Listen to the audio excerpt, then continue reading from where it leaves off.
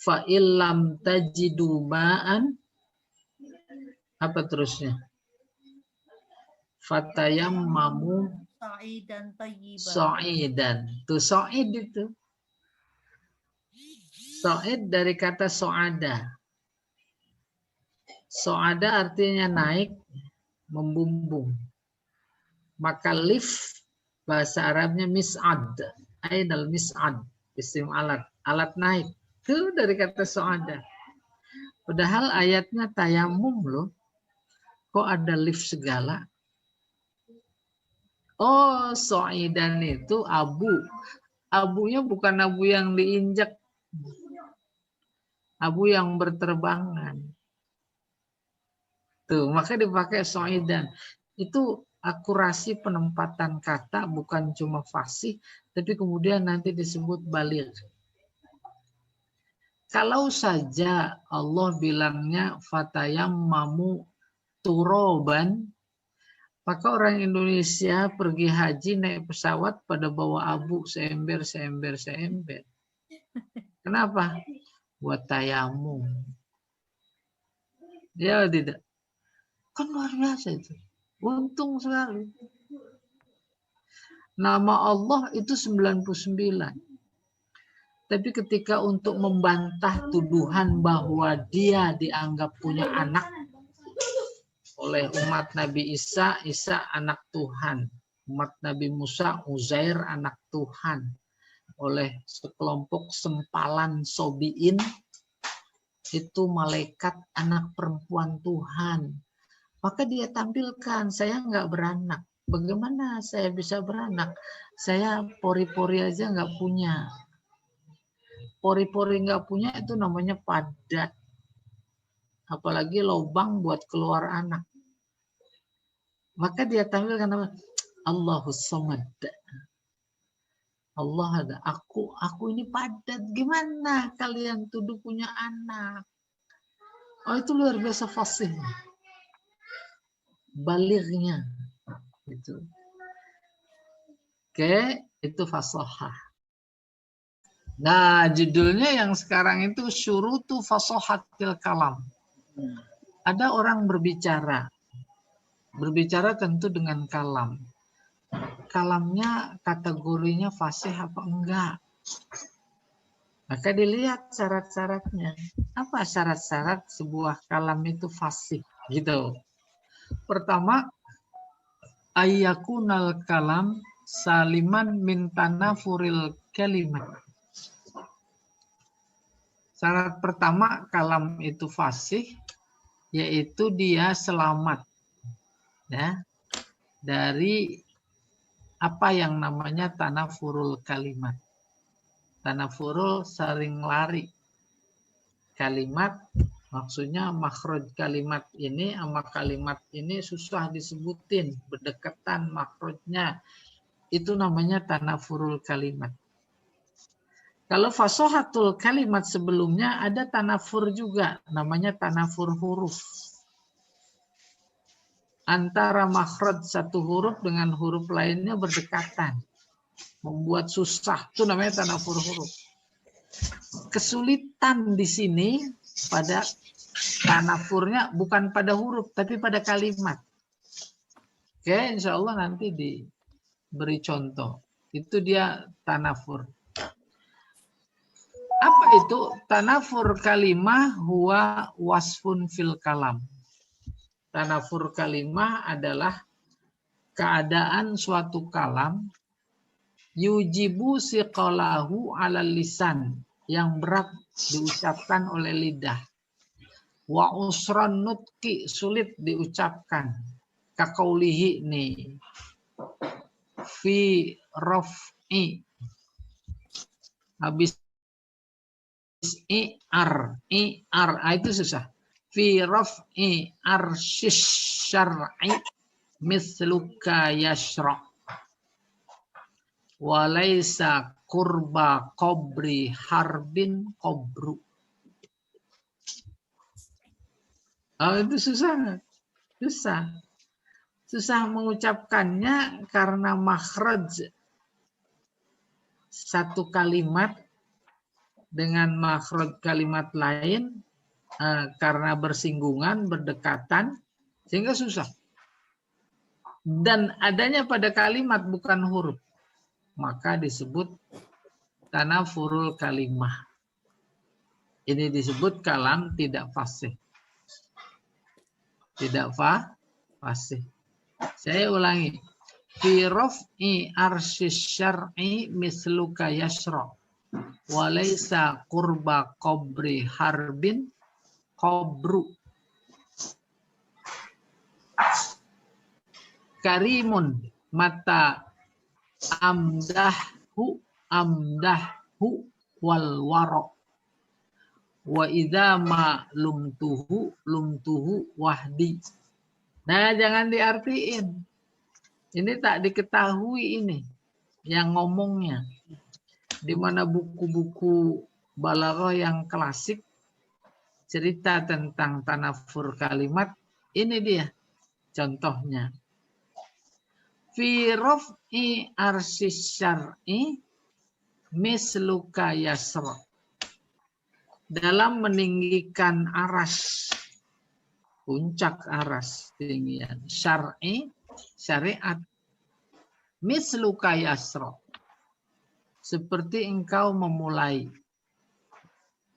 Walaisa qurba qabri harbin qabru, yang dekat kuburan si Harem itu bukan kuburan. Nah, nggak diketahui apa maksudnya, ya.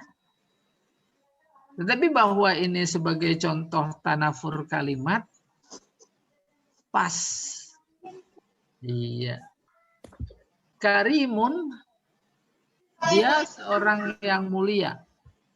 Mata amdahhu wal waro. Jika engkau puji dia, berarti engkau memuji dia bersama orang lain. Wa idza ma lumtuhu wahdi. Tapi ketika aku hina dia, maka aku hina cuma sendiri. Tuh, nggak tahu latar belakangnya apa ya. Oke, saya teruskan. Kanatil kalimat al-maujudah, kata-kata yang terdapat fi hazainil baitain, pada dua bait ini, idza akhazna wahidan, kalau diucapkan satu-satu, lama yata'assarul lisan ala nutqihi, tidak sulit bagi lidah untuk mengucapkannya kalau satu-satu. Walakinna idza qara'naha qira'atan mutawasilah, akan tetapi kalau kita baca semuanya secara bersambung, ahsasna bisu'ubah, kita merasakan sulit. Bihaisu la yatahayya ulana tikraruha salasa marratin mutawaliyat, di mana kita tidak siap mengulangnya 3 kali berturut-turut. Siapa mau coba? Nggak usah 3 kali, 1 kali saja. Fi raf'i arsyis syar'i misluka yasra. Walaysa qurba qabri harbin qabru. Karimun mata amdahhu wal wara. Wa idza ma lumtuhu wahdi. Kalau contoh bahasa Indonesia, kayak model kita suka ngajarin anak membiasakan bisa menyebut R. Tuh. Ada ular melingkar di pagar. Kurang lebih kayak begitu. Susah diucapkan karena ada tanafurul kalimat. Iya. Ada tanya sampai sini? Nggak ada. Terus Pak Jamal. Tuh, baru yang kedua nih.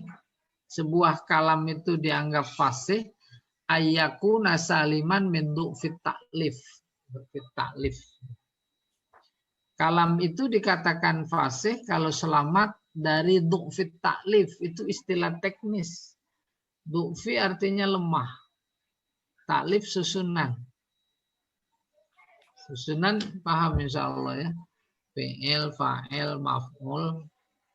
Ada jar majrur, ada zaraf majrur. Itu susunan namanya.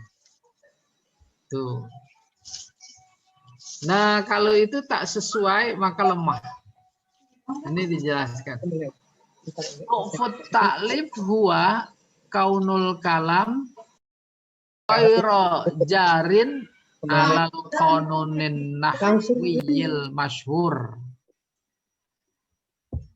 Sebuah taklif dianggap dhaif, maka namanya du'fut taklif adalah keadaan suatu kalam yang tidak berjalan sesuai undang-undang nahwu masyhur yang diakui. Apa itu? Contohnya kal idmar qabla zikri labzon warutbatan. Idmar seperti menyembunyikan domir. Agak susah dipaham, seperti domir. Ya, menaruh domir qabla zikri, sebelum disebut. Labzon maksudnya marjaknya. Seperti kata-katanya ini. Ini contohnya. Warutbatan, urutan rutbatan. Walau anna majdan akhlada dahra wahidan minan nasi abqa majdahud dahru mut'ima. Mana domir? Majdahu. Hu-nya tuh. Itu yang dimaksud idmar, menyebut domir. Setiap domir dalam nahu ada marja, tempat kembali. Dia kembalinya ke depan. Kalau kembalinya ke depan ya, yang duluan itu depan. Itu masih sesuai dengan kaidah nahu. Tapi kembalinya ke belakang. Nah itu nggak sesuai. Nah yang begitu namanya du'fut ta'lif. Kalau kalam ada du'fut ta'lif, maka kalam itu tidak fasih. Kalau kalam ada tanafurul kalimat, maka kalam itu tidak fasih. Itu nomor 1. Nih lihat. Saya ulangi baca. Walau anna majdan akhlada dahra wahidan minan nasi, sekiranya kemuliaan itu bisa mengekalkan dahra umur zaman seorang manusia, paham? Si A mulia, oh dia mau panjangan umurnya. Si B hina, pendek. Maka di sini seandainya kemuliaan itu bisa mengekalkan umur seseorang, abqa majdahud dahru mut'ima, maka dahru itu fa'il. Si dahru akan mengekalkannya. Kembalinya ke mut'ima. Mut'ima nama orang. Orang mulia dia. Seharusnya kan ke belakang. Saya beri ilustrasi lain. Ini dulu selesai. Fi majdahu raji ila mut'im. Hu tuh. Kembalinya ke mut'im. Mut'imnya ada di belakang. Ma'annahu muta'akhiran. Padahal dia di belakang. Fal baitu ghairu fasih. maka bait ini tidak fasih. Paham sampai ini? Jadi kita memahami du'fu ta'lif. Apa contohnya? Kembalinya domir itu ke belakang, bukan ke depan. Nah ini enggak kategori salah. Iya. Cuma lemah. Kenapa terjadi begini? Karena kepentingan syair biasanya. Oh. Gitu. Nah walaupun Dan itu dalam Quran syair, tidak. ah, Iya. Dalam Dalam Quran Quran. tidak ada yang seperti itu, Ustaz ya. dalam kasus lain, dalam kasus lain ada. Sehingga masuk kategori nahu yang syaz. Syaz itu artinya jarang. Umpamanya begini. Fa'ilnya jamak, maka fa'il tetap mufrad. Paham? Ja'at tolibu. Betul. Kalau at-tulab tetap ja'ah. Tapi di Al-Quran, kalau at-tulab bukan ja'ah aja. Ja'u at-tulab. Tuh itu namanya syaz. Ya. Wa asarrun najwal ladzina. Itu apa terusannya? Saya lupa. Asarru. Padahal fa'ilnya al-ladzina. Itu tetap pakai waw. Kasuistik. Itu namanya bukan nahu. Tetapi masail nahwiyah. Masalah-masalah nahu. Nah, kita kembali ke sini. Saya beri ilustrasi lain. Al-ustaz baituhu ba'id. Mana domir? Hu. Hu. Ke Ustaz. Iya, kembali ke ustaz. Iya. Adanya di Ustaz. depan. Cuma Kembali ke standar. Ustaz. Betul. Depan. Ya. Baituhu ustaz ba'id. Hu kemana kembali? Ke Ustaz juga. Tuh ustaz. Adanya di belakang. Nah kayak begitu yang dijelaskan. Maksudnya dufutan. Nah kalau di bahasa kita, bahasa Jawa kali ini, emang begitu. Rumahnya Pak Tarjani, tuh kan rumahnya Iya, Pak betul. Tarjani. Ya kembali ke Pak Tarjani. Kalau rumahnya Pak Jamal, tuh rumahnya hanya kembali ke Pak Jamal. Itu namanya dufu taklif. Ya.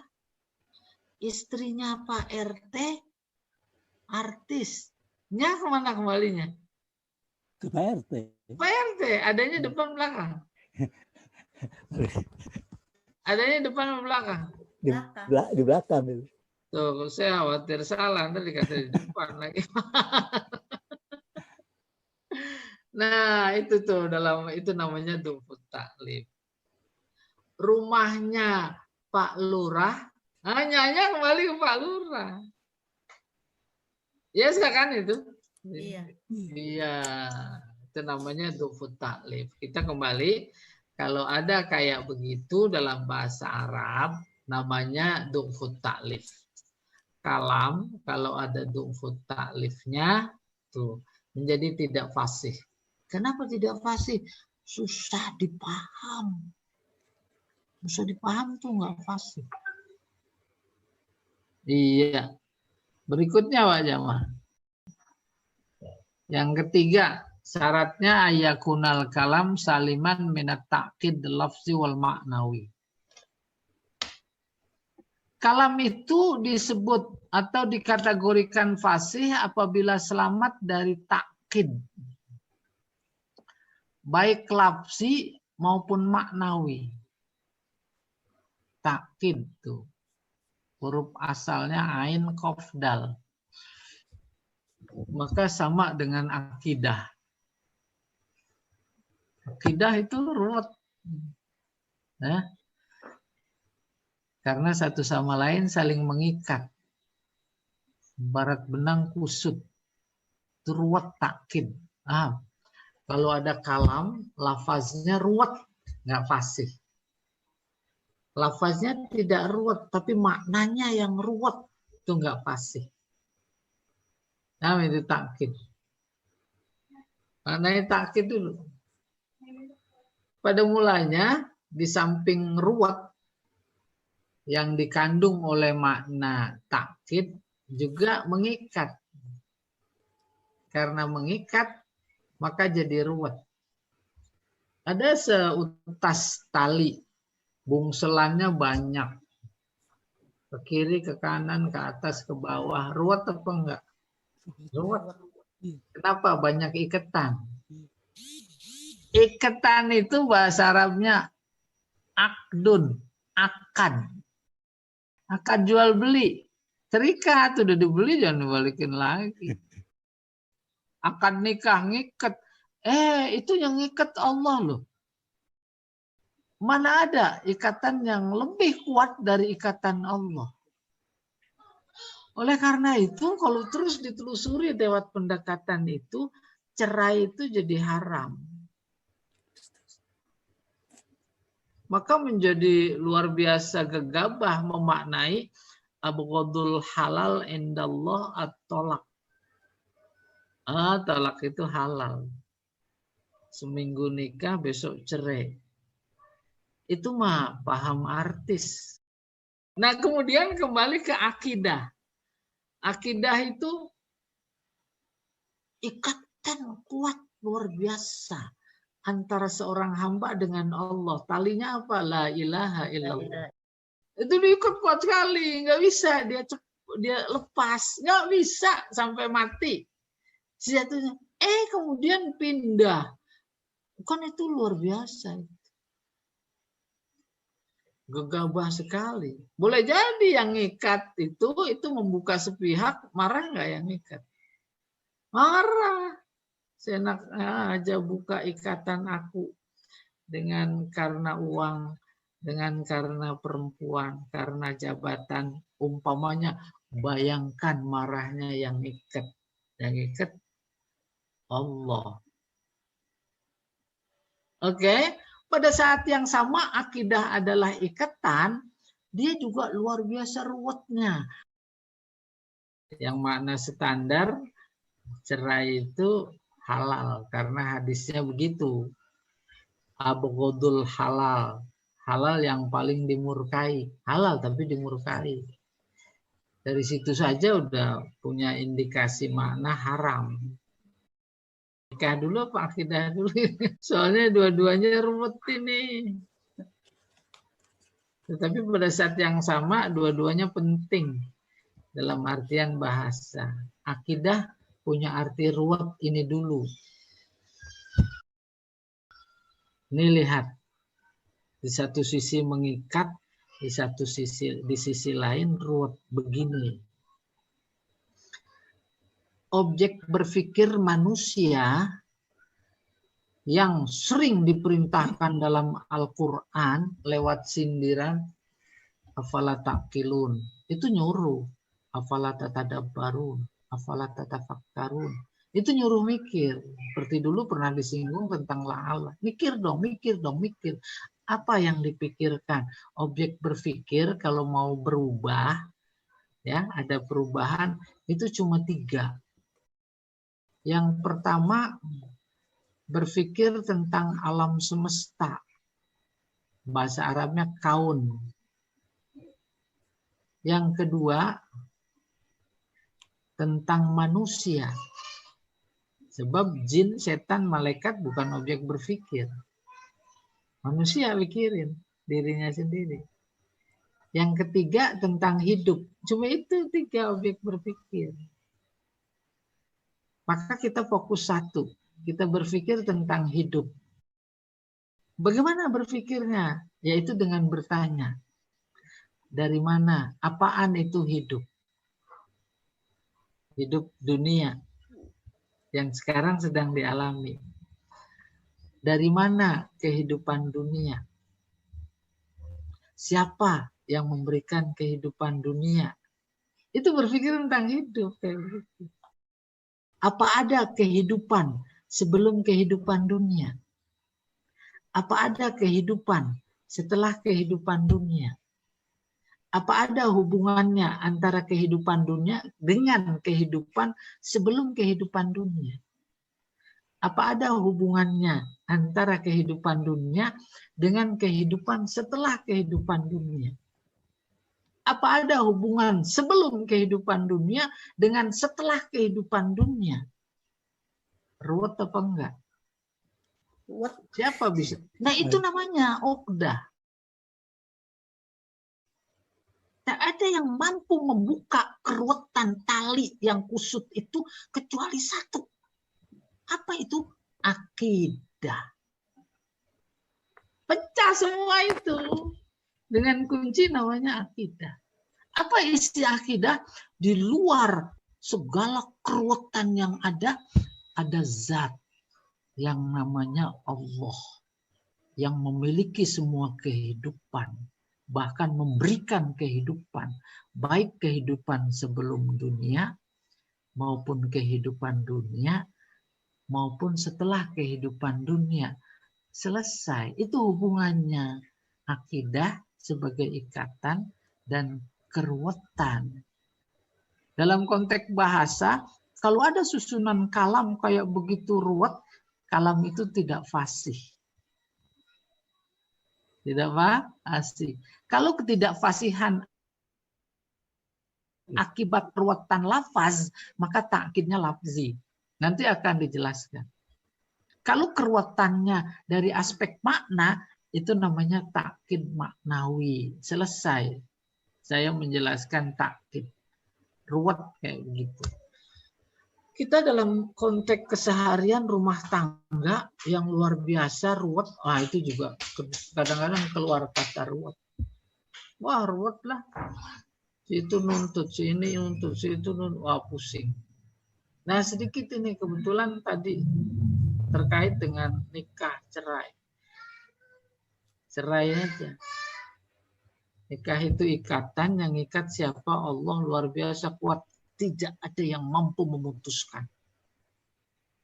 Kalau memang situasi kondisi luar biasa sangat terpaksa, tuh. Batasan terpaksa juga harus dipaham. Artinya kalau dipertahankan lebih banyak madorotnya. Madorot bukan jasmani, madorot bukan cuma pribadi, tapi madorot terhadap akidah. Tapi kalau dilepas, madorot itu hilang. Tuh baru boleh. Nah, itu. Maka cerai itu ibarat pintu. Pintunya bukan sembarang pintu, pintu darurat.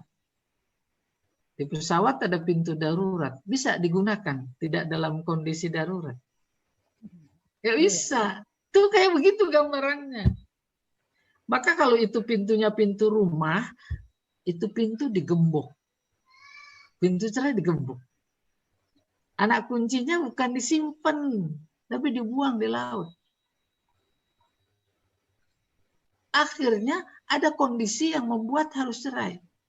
Padahal pintunya digembok, gembok anak kuncinya dibuang di laut. Nggak bisa, dia harus lewat jendela. Jendela pun udah digembok, anak kuncinya dibuang juga di laut. Datang situasi kondisi harus pisah. Pintu digembok, jendela digembok, maka dia harus naik ke genteng. Kalau harus naik ke genteng, itu dia batasan terpaksa. Darurat. Halal. Tetapi yang halal kayak begitu pun itu dimurkai oleh Allah. Itu dia sampai kepada paham abghadul halal indallahi at-talaq. Itu kan bahasa halus dari haram. Pertahankan, coba dua belah pihak itu sama menghayati itu adalah ikatan Allah. Tidak mungkin dia tidak sesuai memberikan pasangan. Itu kan dalam hal. Yang bersangkutan menilainya saya udah nggak cocok sama dia. Itu makan nafsu itu. Ya betul tidak? Nggak mungkin sama-sama ciptaan Allah nggak cocok. Udah selesai, kembali ke sini. Takkid ya. At-takkid al-lafzi huwa takkid lafzi kaunul kalam khafiyad dalalah alal maknal murad. Keadaan suatu kalam yang khafi tersembunyi dalalah makna. Makna apa? Makna yang dimaksud. Apa ini maknanya ya? Gitu kurang lebih. Makna yang dimaksud tersembunyi, susah dipaham akibat lafaz. Kenapa lafaznya? Bisa babi takhiril kalimat au takdimiha.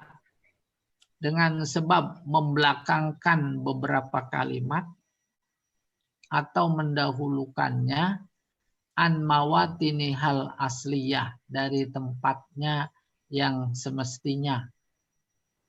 Au bil fasli bainal kalimat atau memisah beberapa kalimat allati yajibu an tatajawar yang harus berdampingan wayat tasil dan bersambung ba'duha bi ba' satu sama lain.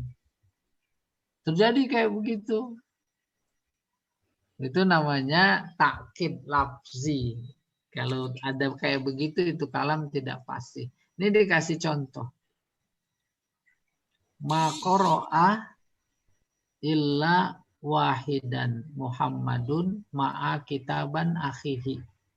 Itu siapa paham?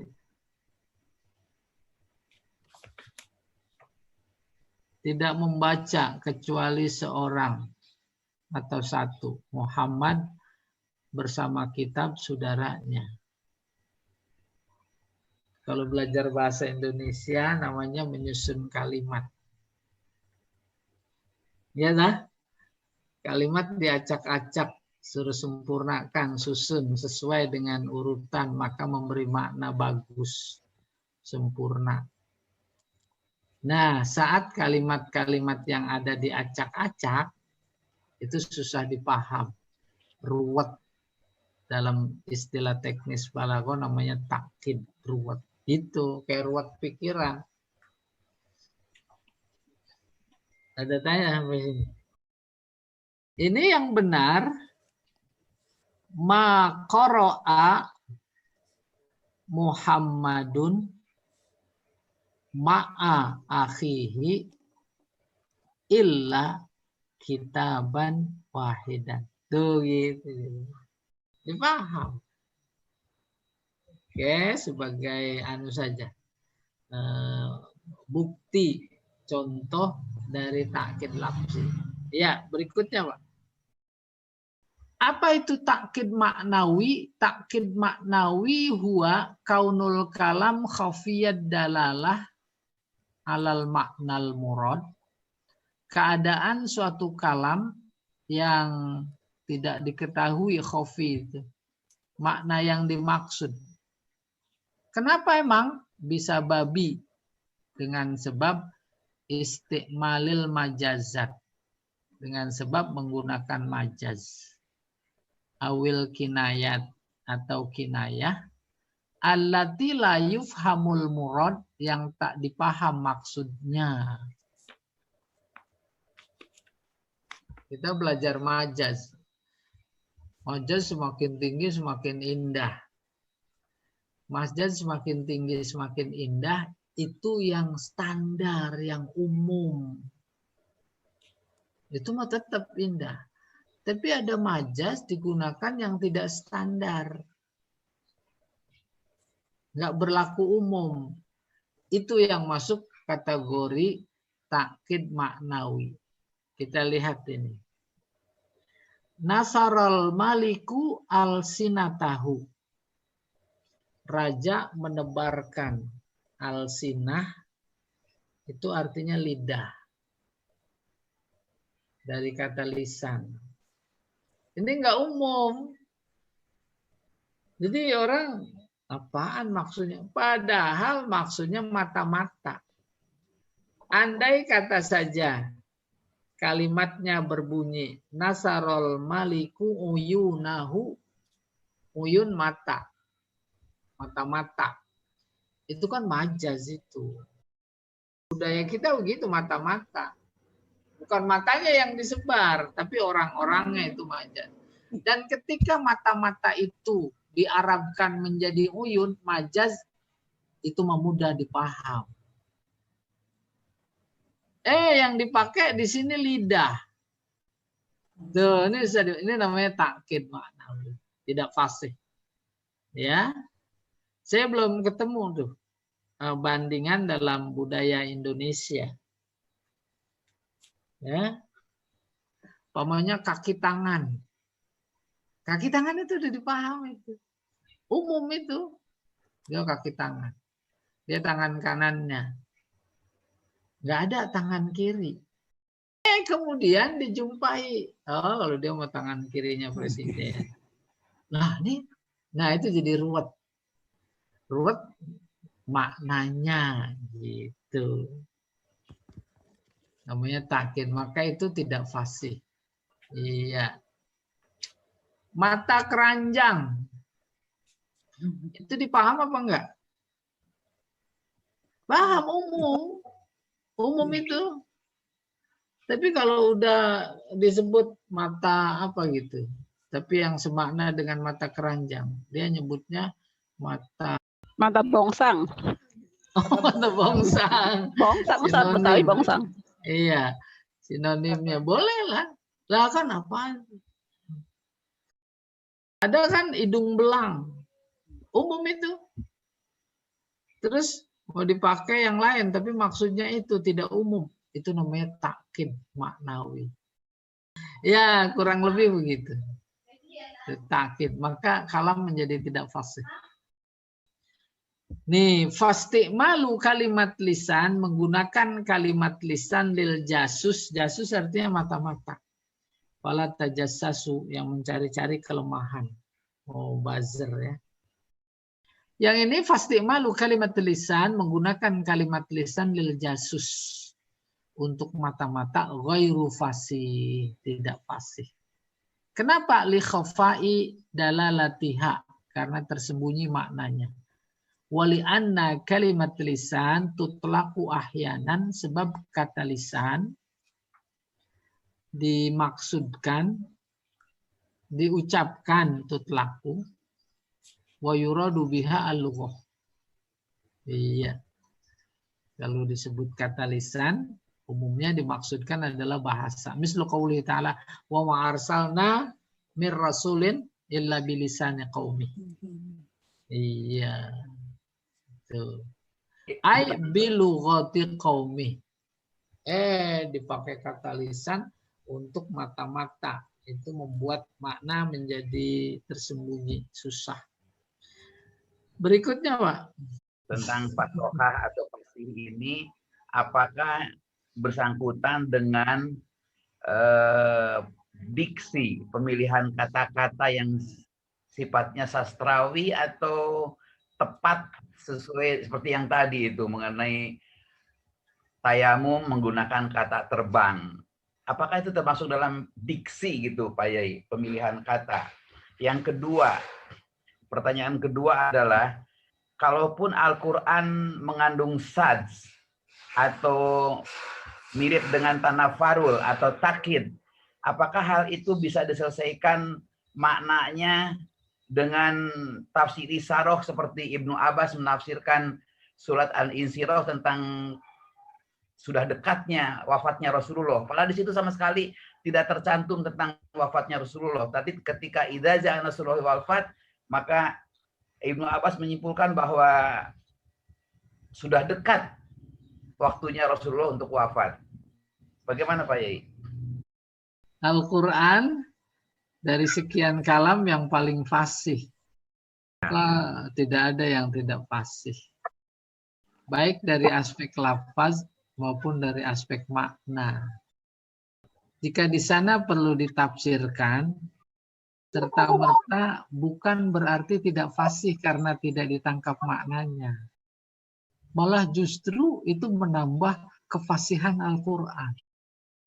Kefasihan dalam arti yang luar biasa luas. baik terkait diksinya maupun kedalaman maknanya. Saya beri contoh. Ayat berbunyi la yamassuhu illal mutahharun. Tidak ada yang bisa menyentuhnya. Itu domir tuh. Hu. Tadi kembali kepada al-idmar qabla zikri. Hu. Illal mutahharun, kecuali yang suci, benar-benar suci. Tidak ada yang mampu atau tidak boleh menyentuhnya, la yamassuhu. Hunya menyentuh satu yang standar memahami fisiknya, mushaf. Sah mushaf. Illal mutahharun yang berwudu. Maka sekelompok saudara-saudara kita mau ngaji bawa Quran wudu dulu apa enggak? Wudu. Iya. Benar. Tapi yang satu lagi, oh ya bukan begitu. Hu maksudnya mushaf atau Al-Quran sono yang di Lauhil Mahfuz. Nggak ada yang bisa nyentuh. Mutahharun, para malaikat yang menjaga. Dia kan mutahharun. Kalau nggak dia nggak bisa nyentuh. Oke? Tingkat tinggi. Nah, yang menarik lagi, la yamassuhu, tidak ada yang bisa menyentuh kedalaman maknanya. Makna Al-Quran.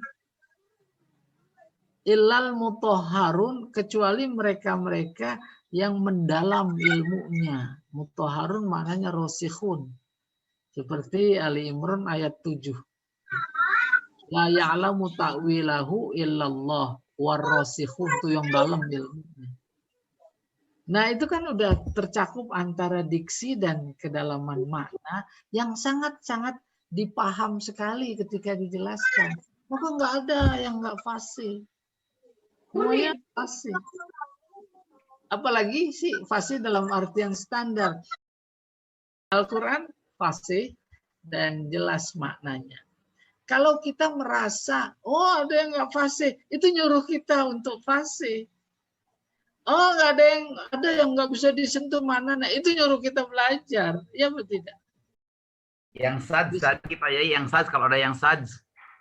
Yang sadz persoalan nahu ya, yang saya maksud tadi, kaidah nahu yang umum itu kalau fa'ilnya jamak, fi'il tetap mufrad.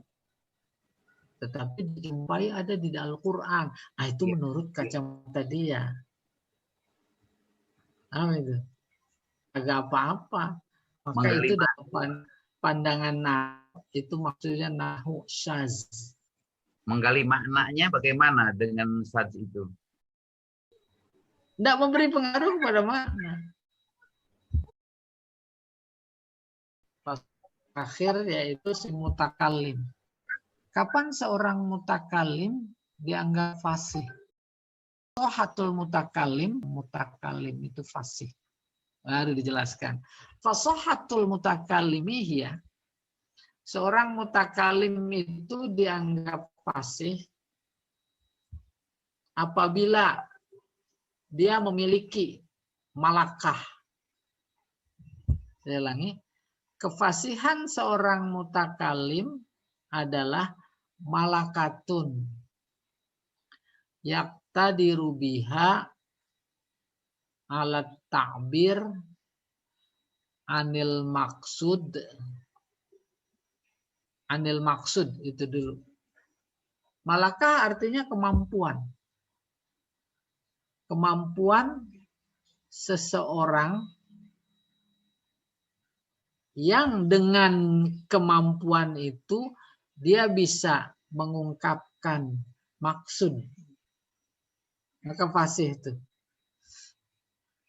Maksud dimaksud adalah maksud yang dipaham oleh orang kedua. Kalau nggak dipaham oleh lawan bicara, bagaimana dia bisa dibilang fasih? Nah, itu yang harus dipegang. Bagaimana sebuah ungkapan dianggap bisa menyampaikan maksud apabila dia menggunakan kalimat tuh, bi kalimatin fasihah. Dia kemukakan maksudnya itu menggunakan kata-kata yang fasih. Fasih jelas bukan dalam ucapan saja, tapi maknanya juga dipaham. Wabi kalamin fasih. Dengan kalam yang fasih. Terpenuhi syarat tadi, fasahatul kalimah, fasahatul kalam. Fi ayyi ghardin kana. Dalam tujuan apapun. Si A petugas pemerintah mau memberikan penyuluhan tentang budidaya ikan lele. Nah, dia bicaralah di depan halayak. Pembicaraannya dipaham dari A sampai Z. Maka dia mutakalim fasih. Kenapa? Karena menggunakan kata-kata yang fasih dan kalamnya fasih, maka si mutakalim fasih. Semua maksudnya ditangkap. Pas terus dia tanya, Bapak Ibu ada yang tanya apa enggak? Udah jelas semua. Wa yakunul mutakallimu fasihan, seorang mutakalim disebut fasih idza kana lahu malakah, apabila dia memiliki kemampuan. Yaqtadiru biha, dengan kemampuan itu dia bisa ala ta'bir, mengungkapkan majala bi khatirihi, yang terlintas di dalam hati atau pikirannya, minal maqasid, berupa maksud. Dia bisa mengemukakan maksud yang ada dalam pikirannya dan dikemukakannya bikalamin fasih, dengan kalam yang fasih. Kalamnya juga terdiri dari kalimat-kalimat yang fasihah. Fi ayyi ghardin kana, dalam tujuan apapun. Wa yuqalu hina idzin, maka orang itu disebut mutakalliman fasihan. Fasih. Pembicara dianggap baligh, si penceramah kalau pembicaraannya bisa menyesuaikan dengan tuntutan kenyataan. Itu udah jawab. Di depan siapa dia berbicara? Ya, kepada siapa dia berbicara? Maka dia harus menyesuaikan. Ketika mampu dia menyesuaikan dengan lawan bicara, sendiri rame-rame kah? Audien yang banyak kah? Lalu dengan itu dia menjadi dipaham, baru dibilang itu mutakalim baligh. Baru dalam konteks menggunakan kata-katanya fasih. Itu kalamnya fasih. Tapi ketika ketersampaian pesan kepada audien, itu namanya baligh. Gitu. Jadi kalau mutakalim fasih tak ada hubungan ketersampaian. Tapi kalau sudah sampai pada ketersampaian pesan kepada lawan bicara, nah itu masuk medan balaghah, baligh, menyampaikan. Ya, bagaimana caranya dia itu? Ya harus punya ilmu. Ya tidak, punya ilmu. Yang dibahasakan tadi dengan apa itu tadi? Downgrade ya. Contoh di upgrade. Mana dua-duanya, kalau dalam konteks menyampaikan itu kan kepentingan si yang menyampaikan supaya pesannya sampai. Bagaimana mungkin dia dikatakan menyampaikan kalau pesannya aja nggak sampai? Tuh. Iya, jadi semuanya. Dan luar biasa, nggak mungkin Allah itu ada pesannya yang nggak sampai. Nggak mungkin. Allah jago banget gitu kurang lebih bahasa. Iya tidak? Iya. Kalau ada yang tidak sampai, tuh bukan Al-Quran yang salah. Abu Lahab, Abu Jahal jauh lebih paham tentang la ilaha illallah ketimbang kita. Karena paham betul, maka dia tolak. kita terima karena tidak paham. Jadi pinteran mana? Berikutnya Pak Jamal. Masuk balaghah ya. Syurutul balaghah.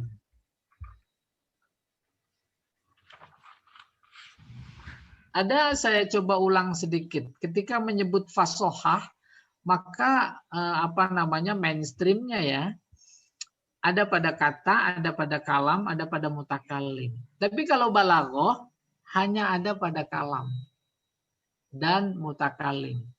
Paham itu? Wah, ini kalimat ini nggak balik ini, itu nggak bisa. Tapi kalau kalam ini balik itu bisa, ya. Jadi nggak ada domain balaghah pada kata, dia hanya tingkatnya pada kalam dan mutakalim. Kapan seseorang kalam itu disebut baligh? Syurutu balaghah, apabila memenuhi syarat. Apa syaratnya? Satu, ayyakunal kalam fasih. Tuh. Baligh udah pasti fasih. Kalau fasih belum tentu baligh. Merupakan syarat baligh. Ayyakunal kalam fasihan. Kalamnya fasih. Kedua, ayyakunal kalam mutabiqan. Kapan kalam itu baligh? Ayyakunal kalam mutabiqan li muqtadal hal. Apabila kalam itu mutabik, sesuai dengan tuntutan kenyataan. Sesuai dengan audien. Tuh. Baru temanya sama, Isra Mi'raj atau Maulid. Tapi tingkat istana sama tingkat RT kan berbeda. Maka si mutakalim itu baligh, dia menyesuaikan pemilihan katanya, pemilihan pembicaraannya, temanya, lalu cara menyampaikannya, gitu. Maka ketika itu sesuai, pesan dipastikan sampai. Ketika pesan itu sampai, maka kalamnya disebut baligh. Baligh kan sampai. Mutakalimnya disebut mubaligh. Bahasa kita udah mubaligh. 3. Syarat kalam itu baligh, ayyakunal kalam mulaiman limustawal mukhatabin. Syaratnya kalam itu mulaim sesuai dengan strata audien, orang yang diajak bicara. Ya dah? Pokoknya dia bicara di depan anak-anak SD menggunakan kata-kata asing. Ada prosedur lah. Ada positif aktif lah. Umpamanya. Iya. Ada kata-kata tendensius lah. Itu nggak dipaham. Berikutnya Pak Jamal. Balaghatul mutakalim. Kapan seorang mutakalim itu dikategorikan sebagai baligh? Harus terpenuhi syarat. Ya. Maka di sini disebutkan balaghatul mutakalim. Balighnya seorang mutakalim. Apa syaratnya? Malakah. Dia memiliki kemampuan. Yaqtadiru biha, dengan kemampuan itu dia sanggup atau bisa alat takbir, mengungkapkan anil maksud, tentu dengan kalam yang baligh. Kalam baligh tadi itu syaratnya, ya. Ma'a fasohatihi, di samping baligh juga fasih kata-katanya. Fi ayyi ghardin kana, untuk tujuan apa saja. Apalagi dakwah. Wa yakunul mutakallimu balighan, seorang mutakalim dikategorikan sebagai baligh idza kana lahu malakah, kalau dia memiliki kemampuan, yaqtadiru biha, dia sanggup dengan kemampuan itu ala ta'bir, mengungkapkan majala bi khotiri, yang terlintas dalam pikirannya, minal maqasid, berupa maksud. Udah kebayang itu?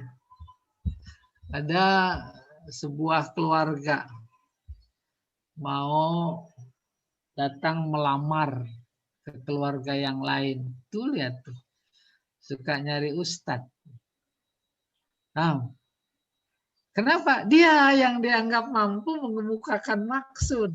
maka dia menggunakan kata-kata fasih, lalu sampai maksud itu, dia namanya balik.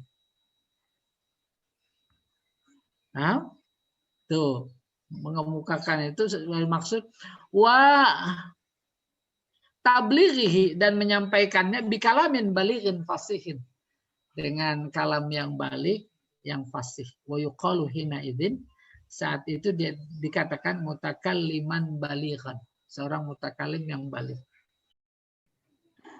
Oke, selesai ya. Jadi ini yang saya sebutkan sebagai madkhal, pengantar untuk masuk balaghah. Sebenarnya kalau dulu lagi ngajar ini dulu sebelum masuk bayan atau ma'ani.